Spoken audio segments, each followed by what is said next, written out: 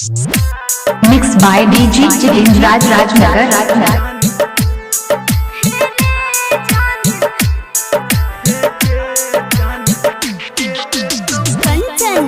इब्राहिमपुर माँ Gayatri recording studio.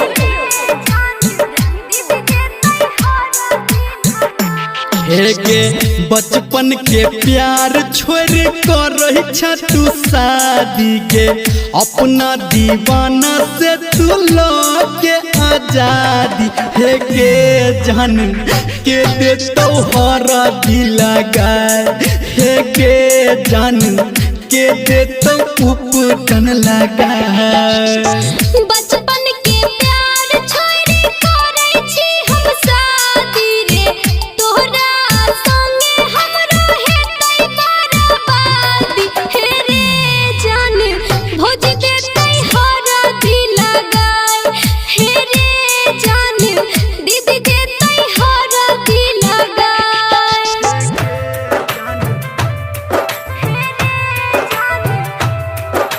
Singing by Dharmendra Nirmaliya. Kanchan Ibrahimpur.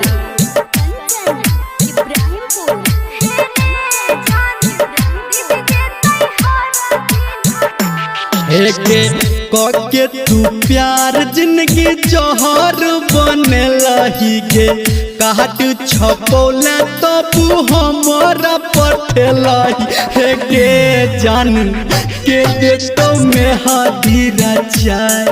हेगे जान के दे तो में हादीरा चाय।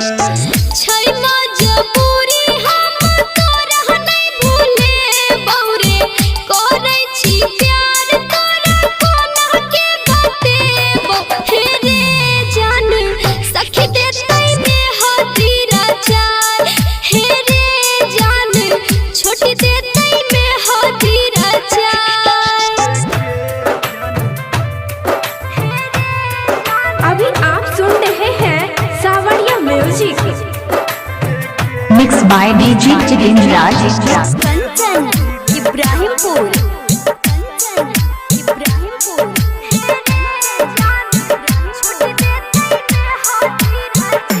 हेगे तोड़ला तू आदा हमर तोड़ला विश्वास गे। अपने हाथ हमर जिंदगी गेला नाश। हेगे जान के दे तो से नूर सजाए। हेगे जान के दे Mixed by DJ Jitin Rajnagar. टूटल छै दिल हमर टूटल विश्वास रे बैसल छी अंगना में हम तो रहले उदास। हे रे जान पिया देतै से नूर सजाए। हे रे जान सैया देतै से नूर सजाए।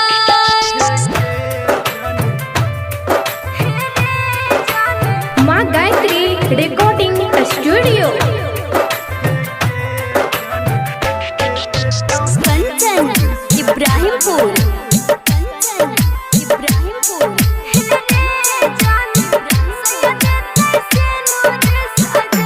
हेगे होई जे तो शादी जब जे बही ससुरा बागे।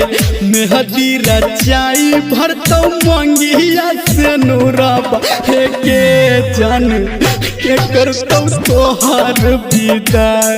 हेगे जान के करतौ तोहार विदाई। भोगे लै शादी हमर करलै से नूरवा रे छूट गेलै यार संगे हमरे नहीं हो। DJ Jitin Rajnagar. बाबूजी करतै विदाई। हे रे जान माई हमर करतै विदाई।